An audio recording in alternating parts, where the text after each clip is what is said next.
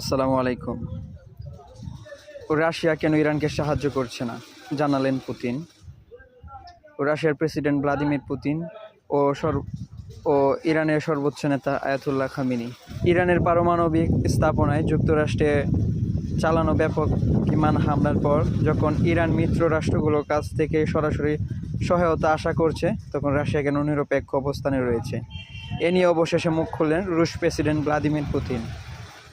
Saint Petersburg আন্তর্জাতিক অর্থনৈতিক ফোরামে এক প্রশ্নের জবাবে তিনি বলেন, আমি আপনাদের দৃষ্টি আকর্ষণ করতে চাই, প্রাক্তন সোভিয়েত ইউনিয়ন ও রাশিয়ান ফেডারেশন থেকে প্রায় 20 লাখ মানুষ বর্তমানে ইসরায়েলে বসবাস করছে। এটি আজ প্রায় একটি রুশভাষী দেশ। নিঃসন্দেহে রাশিয়ার সমসাময়িক ইতিহাসে আমরা বিষয়টি সর্বদা বিবেচনায় নিই।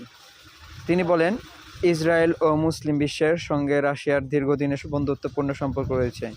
পাশাপাশি রাশিয়ার মোট জনসংখ্যার 15% মুসলিম, যা রুশ পররাষ্ট্র নীতিতে গুরুত্বপূর্ণ প্রভাব রাখে। রাশিয়ার বিরুদ্ধে মিত্রদের পাশে না থাকার যে সমালোচনা উঠেছে হচ্ছে উস্কানিমূলক প্রচারণা। রাশিয়া সবসময় আরব ও ইসলামী বিশ্বের সঙ্গে বন্ধুত্বপূর্ণ সম্পর্ক বজায় রেখেছে। উল্লেখ্য, সম্প্রতি যুক্তরাষ্ট্র অপারেশন মিডনাইট হ্যামার নামে একটি অভিযান চালিয়ে ইরানের ফোর্ডো, নাতাঞ্জ ও ইস্পাহানে অবস্থিত প্রধান সামরিক ও পারমাণবিক স্থাপনাগুলোতে হামলা চালায়। এতে 14,000 কেজির বাংকার বাস্টার বোমা ব্যবহৃত হয়। হামলার পর ট্রাম্প বলেন, এটি ছিল অসাধারণ এক সামরিক সাফল্য। ইরানের মূল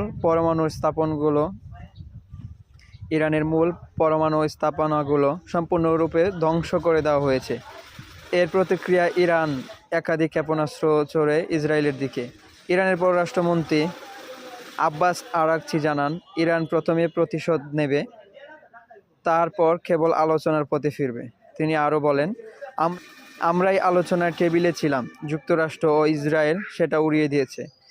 এর আগে রাশিয়ার প্রেসিডেন্ট পুতিন ইরান ইসরায়েল যুদ্ধের সমাধান মধ্যস্থতার প্রস্তাব দেন, কিন্তু মার্কিন প্রেসিডেন্ট ডোনাল্ড ট্রাম্প তা প্রত্যাখ্যান করে বলেন, আগে নিজের দেশের সমস্যা মিটান, তারপর অন্যদের দিকে ভাববেন।